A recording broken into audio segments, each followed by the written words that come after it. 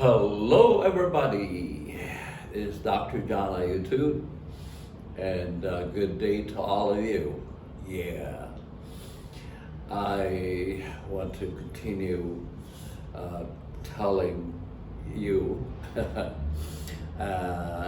the things that are going on in our lives, and it's good that we have to have like understanding of how things are going presently, and then we know how to adjust and to cope things up. Yeah. First of all, I want to thank you for your liking and sharing this program, Dr. Jaya channel, and please continue to share.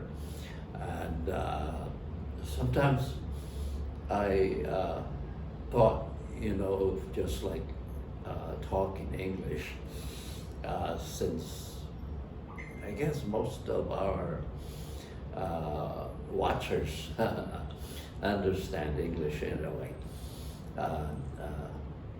There are people that do not understand, but let me just do a coaching in English.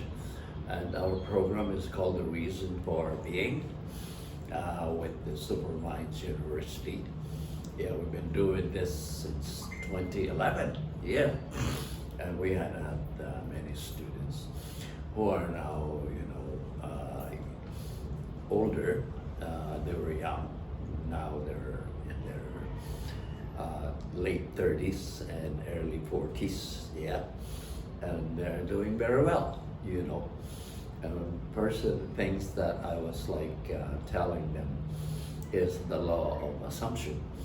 And I want to share that with you, the law of assumption.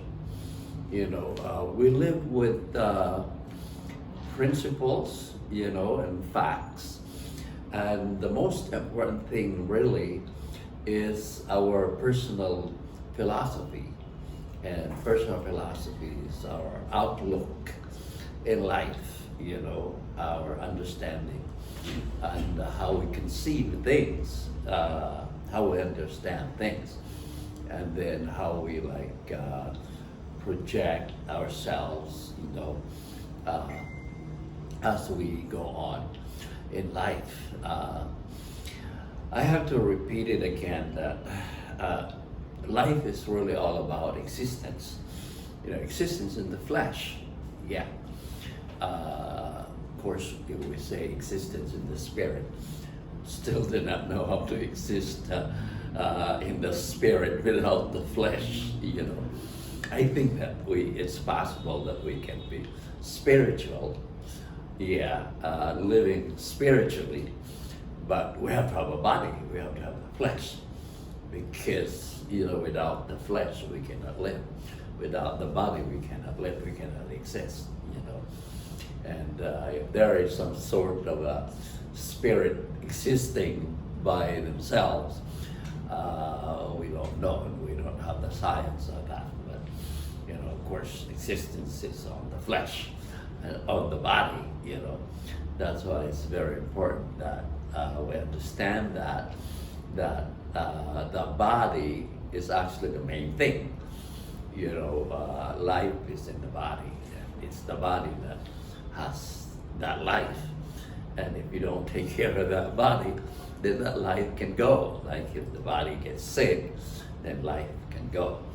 So the most important thing is really existence in the body, and we've got to see that, that we have to project ourselves and really understand how we can develop ourselves personally as we grow older and older and older. I always say that life is for the young. When you're old, then there's no more many things that actually you can project yourselves to be doing in the long time, ahead of you, since we know that when we're old, then we're going to die and we're going to leave, this life, and so that's what I always say. The body and existence is about duration. It's not really about time, Well, we count time by counting the hours and counting the days, counting the months and counting the years. But the bottom line is the duration, the duration of that existence, So we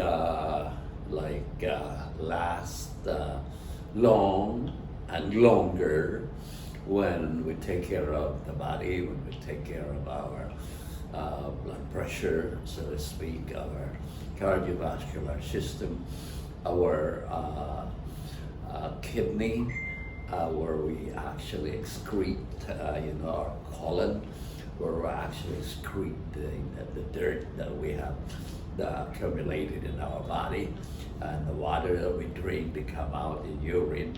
So we urinate and then we excrete, we move our bowels. Yep. And then of course the lungs is very important because we intake the air, and the air of course has the oxygen, and the oxygen is needed in our blood system, and of course we are operating with our brain that we call the mind, and then the neurons. And we have about 100 billion neurons in our body, our system, the nerve cells, the neuron cells. So it's very important that we have to understand that it's really all about existence. And existence is about duration. And while we exist, and the body, that we have, and as we grow older, it's very important that we need to project it. We have to have some kind of reason for being, existence. The answers to the why questions that we have. Why are we here? Why do we do things? Why do we continue living? Why do we have to go to meetings? Why do we have to go meet people? Why do we have to rest in the night? Why do we have to eat? Why do we have to be jolly, happy? Why? That's actually our reason for being, our reason for existence. So it's very important that we've got to register this in our brain, so that we'll be able to decipher things, and the most important thing is that we have to have peace, we have to have joy, contentment, and then our relationship with people. And that's why if you have children, you have to enjoy the children. You have to enjoy your time with the children, taking care of the children, your fellowship with the children, and of course enjoying time if you have a wife and a husband, to enjoy that. So the main thing is actually contentment, joy, and peace. I wrote a song before, which I think a lot of people are still singing it. It's called The Heart. The heart is a fountain that could run into a river, that could become like a river. It is a well that can spring up. It's the heart. The heart is a vessel that could contain many things, but of course it's just a concept about the heart, and even the brain. They're real, but they're mostly run by concept, by understanding, and even love. It's really love. It's really all about the concept of the good feeling that we have. Before the word love was invented or discovered or initiated or started, we only have that good feeling,